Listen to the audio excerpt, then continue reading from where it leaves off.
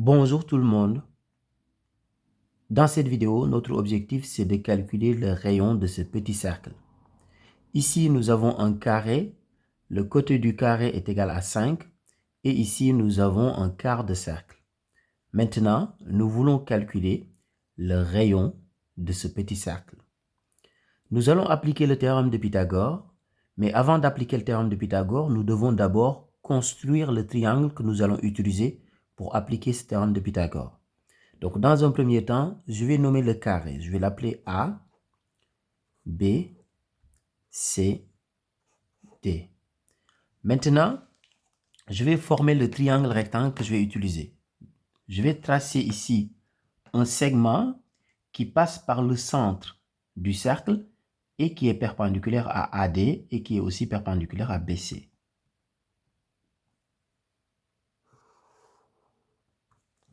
Et je vais faire la même chose ici. Donc, je vais tracer aussi un segment qui est parallèle à BC, qui passe par le centre du petit cercle.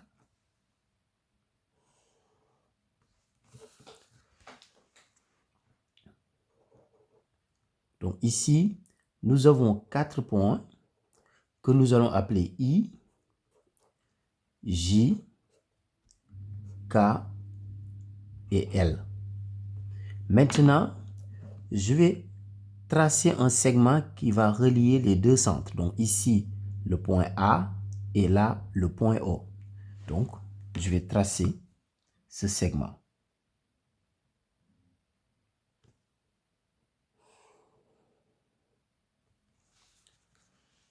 Donc ici, nous avons un triangle qui est rectangle. Le triangle AOL. C'est un triangle qui est rectangle en L. Si on arrive à exprimer les autres côtés en fonction du rayon, nous allons appliquer le théorème de Pythagore pour calculer ce rayon. Donc ici, si je prends OK, OK, c'est tout simplement le rayon du petit cercle. Donc OK, c'est égal à R. De la même manière, OJ, c'est aussi un rayon du petit cercle. LD est égal à OK, donc LD est égal à R aussi. Dans ce cas, on peut en déduire AL en fonction de R, parce que AD est égal à 5 et LD est égal à R, donc AL est tout simplement égal à 5 moins R. Ici sur le côté, j'ai fait une représentation pour vous expliquer un théorème que nous allons utiliser ici. En plus, ce théorème, je l'ai utilisé dans beaucoup de vidéos et plusieurs personnes m'ont posé la question dans les commentaires. Lorsque vous avez deux cercles qui sont tangents, et ici, j'ai appelé par exemple F le point d'intersection des deux cercles. Dans ce cas, il faut savoir que les deux centres et le point d'intersection sont alignés. Donc, ces 3 points sont des points qui sont alignés. Ce qui veut dire que EG, ça va être égal à 2 plus 2, c'est-à-dire 4. Donc, EG est tout simplement égal à 4. Nous allons l'appliquer ici. Donc, AO, nous avons ici le rayon de ce quart de cercle. Donc, ce quart de cercle de centre A. Donc, nous avons le rayon de ce quart de cercle. Et ici aussi, nous avons ce rayon-là qui est égal à R. Donc là, nous avons R ici. Et ici, c'est égal à 5. Donc si j'appelle ce point-là, je l'appelle par exemple le point N. AN, c'est le rayon du quart de cercle. Donc ce qui veut dire que AN est égal à 5. Parce que le côté ici AD, c'est aussi un rayon du quart de cercle et c'est égal à 5. Donc AN est égal à 5. Et NO, c'est aussi le rayon, mais du petit cercle ici. Donc, c'est égal à R. Ce qui veut dire que AO, c'est tout simplement égal à 5 plus R en appliquant la propriété que je viens de vous montrer ici. Donc, on va dire que ici, AO, donc le côté AO, c'est tout simplement égal à 5 plus R. On vient de faire le côté AL. Donc, on avait dit que AL était égal à 5 moins R. Donc, AL est égal à 5 moins R. Maintenant, pour appliquer le théorème de Pythagore, il nous reste à exprimer en fonction de R le côté OL. Donc ici, ce côté OJ, bah, c'est tout simplement égal à un rayon. Donc, ce qui veut dire que CK aussi est égal à R. Mais comme CD est égal à 5, ça veut dire que KD, ça va être égal à 5 moins R. Donc, KD, c'est 5 moins R. Mais KD, c'est exactement la même chose que OL. Si KD est égal à 5 moins R, ça veut dire que OL est égal à 5 moins R. Donc, OL est égal à 5 moins R. Maintenant, ici, nous avons les trois côtés de notre triangle rectangle qui sont exprimés en fonction de R. Nous allons maintenant appliquer le théorème de Pythagore pour calculer R. Donc ici, n'oubliez pas qu'on travaille sur le triangle AOL qui est rectangle en L. Donc ici, on va dire que AOL est rectangle en L d'après le théorème de Pythagore, donc d'après le théorème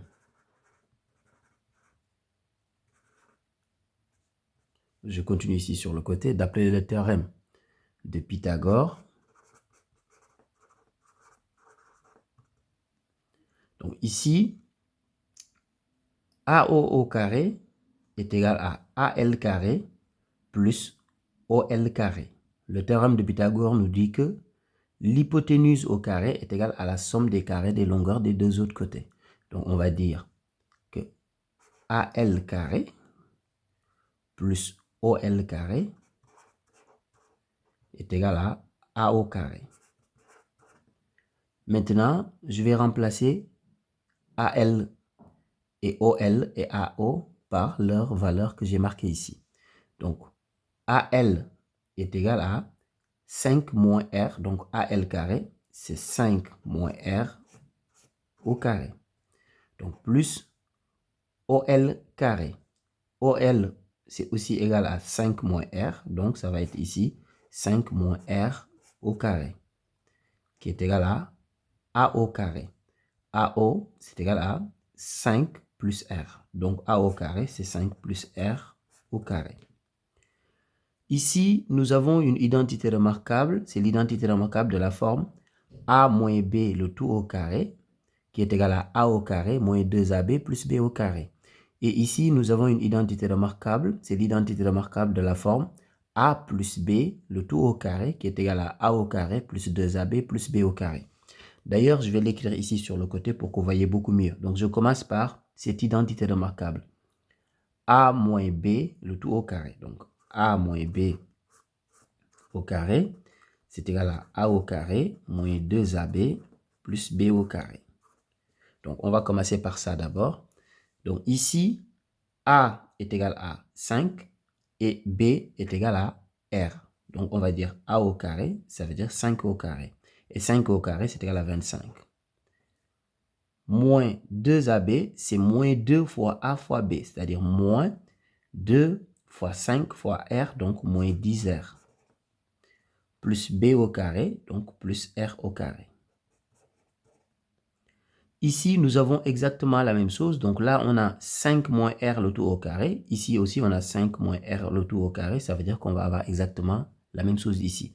Donc, je vais faire plus. Donc, 25 moins 10R plus R carré est égal à...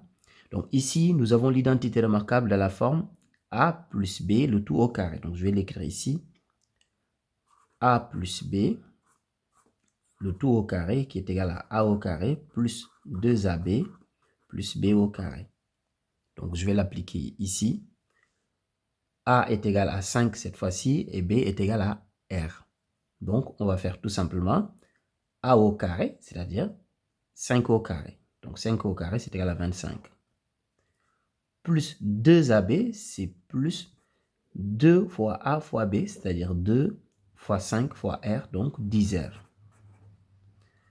Plus B au carré, et B est égal à R, donc c'est plus R au carré, donc plus R au carré.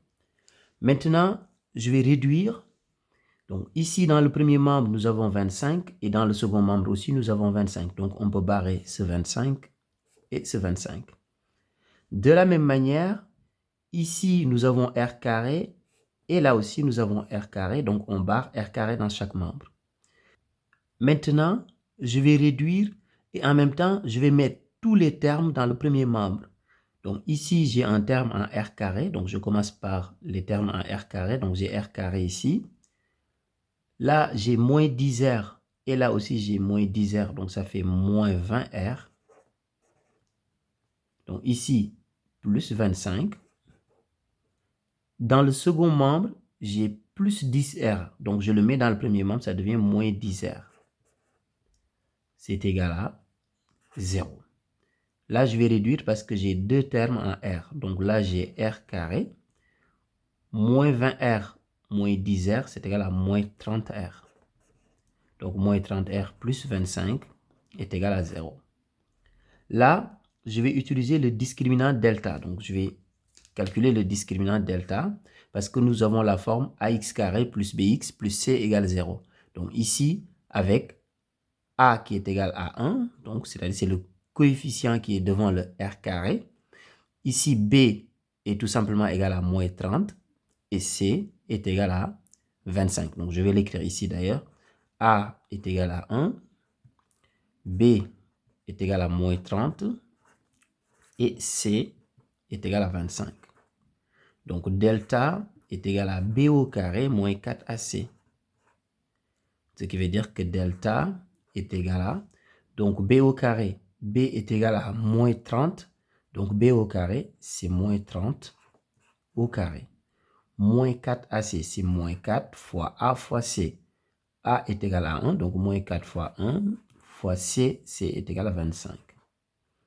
Donc, delta est égal à moins 30, le tout au carré, c'est moins 30 fois moins 30, donc c'est égal à 900, moins 4 fois 1 fois 25, c'est égal à 100. Ce qui veut dire que delta est tout simplement égal à 800. Alors, delta est égal à 800. Comme delta est positif, nous avons deux solutions qu'on va appeler R1 et R2.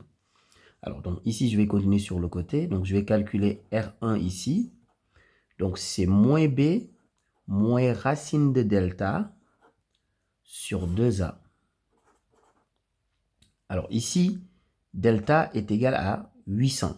Donc, on va dire que R1 est égal à moins B.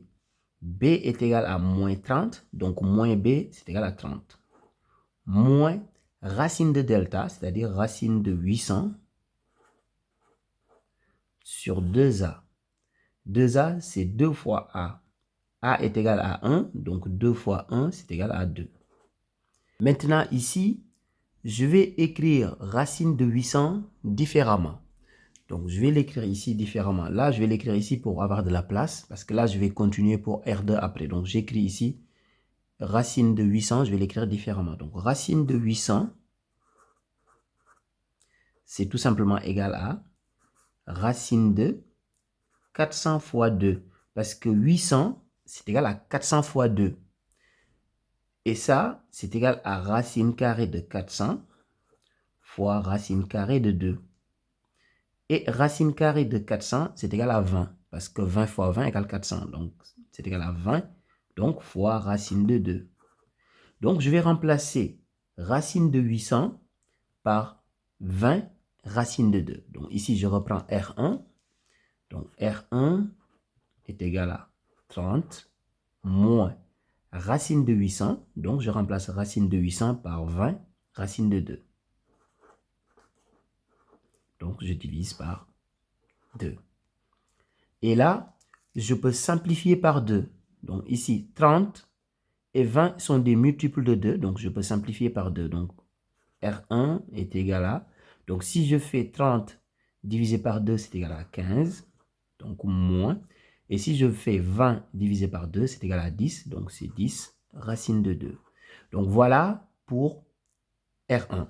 Maintenant, je vais donner une valeur approchée de R1. Donc, R1 est égal à... Donc, si vous prenez votre calculatrice, vous faites 15 moins 10 racine de 2, vous allez trouver environ 0,86. Maintenant, on va en déduire R2. R2, ça va être exactement la même chose, sauf qu'à la place de moins ici, nous allons avoir plus. Donc ici, nous aurons plus, là, nous aurons plus, et là, nous aurons plus. Ce qui veut dire que R2, ça va être tout simplement égal à 15, donc plus 10 racine de 2. Et si on veut donner une valeur approchée, ici, on va trouver tout simplement 29,14 en utilisant sa calculatrice. Ce qui veut dire qu'ici, nous avons trouvé deux solutions, donc R1 et R2. Donc R1, nous avons 0,86 environ, et R2, nous avons 29,14 environ. Ici, nous avons deux solutions, R1 et R2. Mais nous allons garder qu'une seule solution. Regardez par exemple R2. R2, c'est égal à 29,14. Et il ne faut pas oublier que le côté du carré est égal à 5. Le cercle, le petit cercle, il est déjà dans le carré. Son rayon ne peut pas être égal à 29 parce que le côté BC est égal à 5. Et le côté BC, il est plus grand que le rayon. Donc, si BC est égal à 5, le rayon ne peut pas être égal à 29. Donc, nous n'allons pas garder cette solution. Par contre, R1, qui est égal à 0,86, sera notre solution. Donc, ici, nous avons la valeur exacte et ici, nous avons la valeur approchée. Donc, le rayon de ce petit cercle est environ égal à 0,86. Au revoir.